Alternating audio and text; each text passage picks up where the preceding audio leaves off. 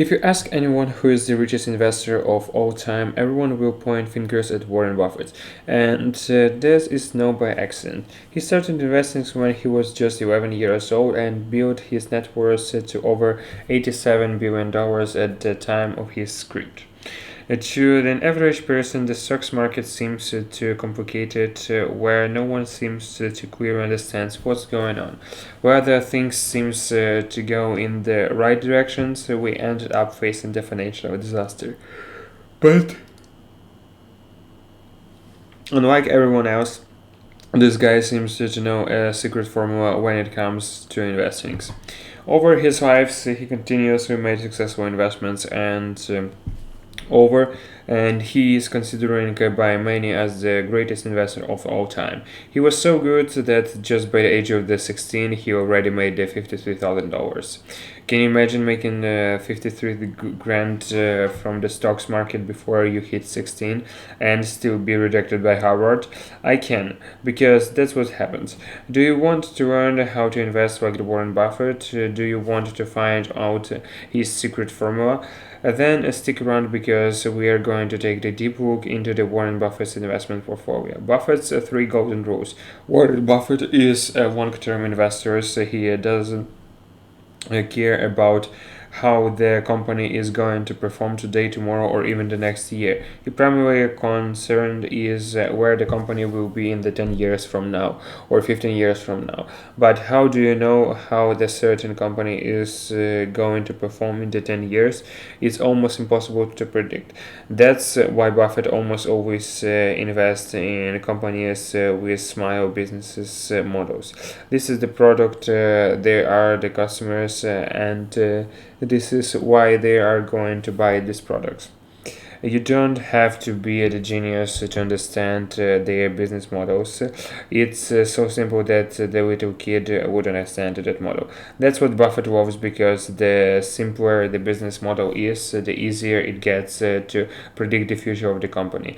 And if their products are going to stay relevant 10 years from now, for example, the second trio that Warren Buffett looks for is, will the customer buy the product again? If you are the kind of the product that would sell once and the client wouldn't need it anymore, then your market is limited. Great products is when your client would keep coming back for its every now and then, whether it's every day or every week for the every year. Bread, for example. If you are selling the bread, you would expect the exact same customers to come back tomorrow or the next weeks over and over. And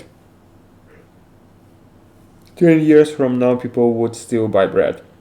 You might sell it in a different way or a different form. You might improve this quality, make it tastier, packier, and fancier, but it's still the exact same product. In fact, this factor is so important that it tried on to rise the subscriptions business models, where the business would change to a little fee every month, like Netflix, for example, or every year, like Amazon Prime.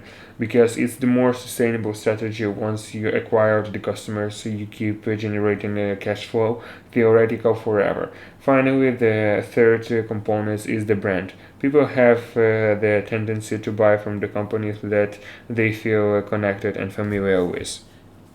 Who, uh, whose sneakers would you buy in? The first ones are from the brand that you have never heard of, and the second ones are good old Nikes.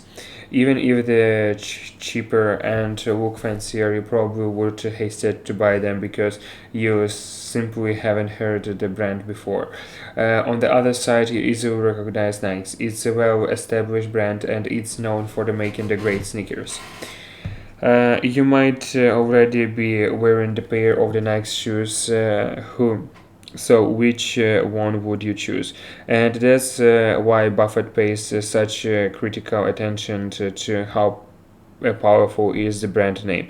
Before throwing his billions into that company, he understands how much of the influence it's going to have the customers' decisions.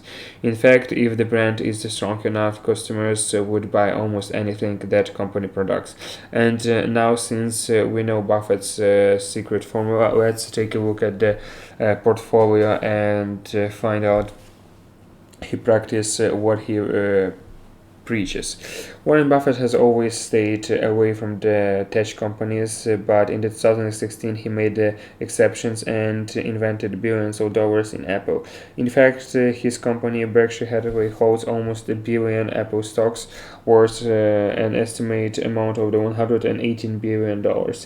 It is his biggest position, at least for now. Apple, of course, does not sell bread, but it's pay attention. It has all the three trains that we have just taken about.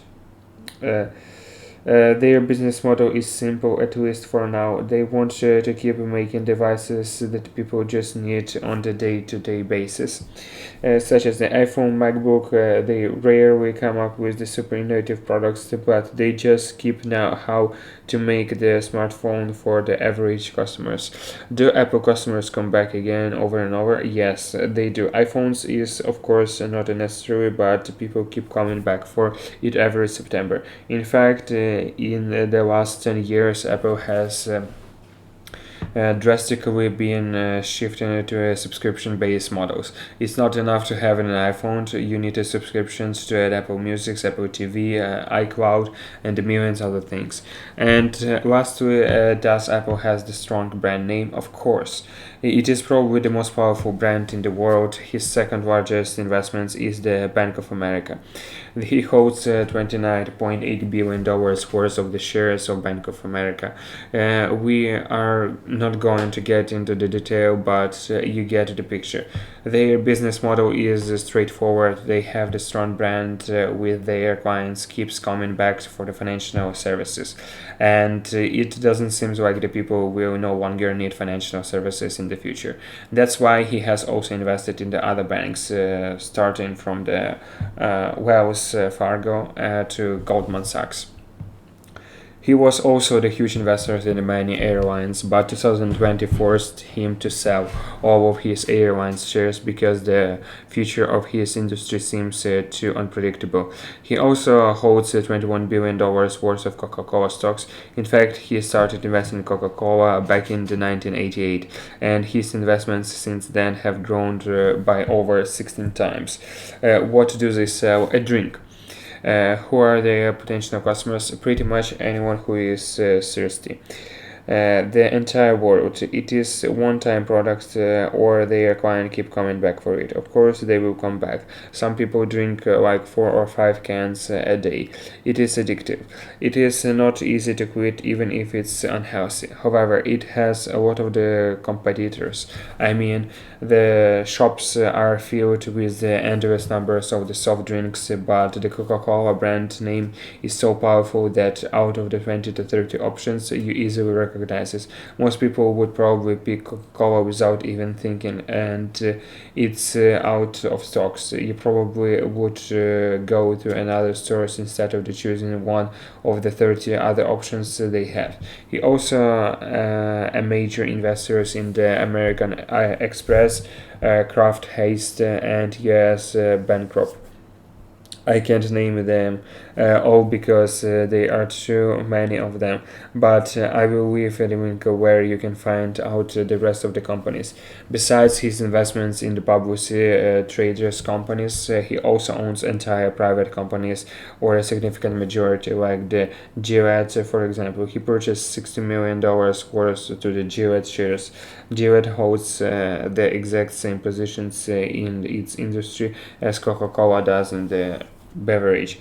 They are like twins brothers. Regardless of what happens, people still shave. And their products are just filling that basic human needs.